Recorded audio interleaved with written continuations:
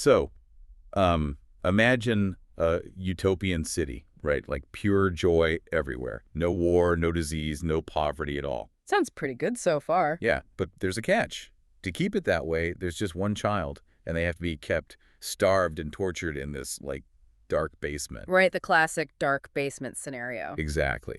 And according to pure mathematical philosophy, that is actually a fantastic deal. So welcome to today's deep dive into Boris Kriger's book, Everyone Counts: Rethinking Mill's Utilitarianism. Yeah, and our mission today is to really see how Kriger takes that cold, hard arithmetic of morality and, well, completely reshapes it, so that individuals aren't just treated as rounding errors. Right, because that dark basement scenario, it perfectly captures the foundational crack in Jeremy Bentham's original theory of utilitarianism, doesn't it? It really does. I mean, Bentham genuinely believed that morality could just be calculated like engineering. His whole formula was the greatest good for the greatest number. So you just add up the pleasure, subtract the pain, and boom, objective answer. Exactly. But let's look at the classic trolley problem. Math says that pushing one large man off a bridge to stop a train and save 5 lives is, well, it's a net gain of 4. Yeah, a net gain of 4 on paper. But I just can't imagine any listener actually doing that. I mean, doesn't our visceral disgust kind of prove that Bentham's math is just fundamentally broken? Well, it proves it's incomplete, for sure, because the calculation completely ignores the psychological devastation of, treating a human being merely as a tool to achieve a metric. Right, like a lever. Exactly. When the group is your only unit of measurement, individuals become acceptable collateral damage. And because Bentham's math was returning these, like, grotesque sociopathic results, the early utilitarians thought, okay, the problem isn't the formula, it's the mathematician. Right, which leads to this wild historical experiment. John Stuart Mill's father literally tried to engineer a human being who could do the math perfectly. Oh, wait, like he raised him in a lab? Basically, yeah, a laboratory of pure logic. I mean, Mill was reading Greek at 3 years old. What, 3? That is insane. Yeah, and mastering political economy by 12. But, by 20, he suffered a total nervous breakdown. Wow. Just completely burned out. Oh, absolutely. He realized that if he achieved all of his utilitarian goals the very next day, he would feel absolutely nothing.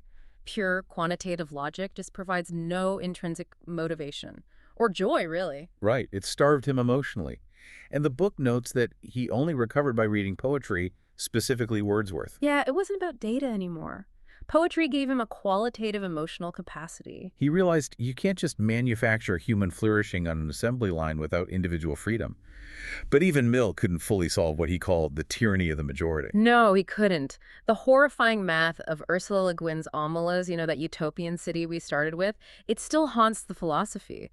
How do we justify aggregate happiness if it demands hidden cruelty? And we still do this today. I mean, think about modern GDP as this shiny number that looks amazing on paper, but it acts like a massive societal smokescreen. Yeah, completely. A soaring GDP just completely obscures the extreme poverty or inequality happening right underneath it. Like when your boss looks at a spreadsheet showing record profits, but ignores that half the team is burning out. That is exactly the omelas trap. You're just being treated as a data point. Right. So this is where Boris Kriger's framework in the book becomes so essential. Kriger argues that the original target was just wrong. Yes, instead of aiming for the greatest good for the greatest number, we have to aim for the greatest good for each individual. But how does that actually work in practice without the math just totally falling apart? Well, he maps utilitarianism onto Maslow's hierarchy of needs.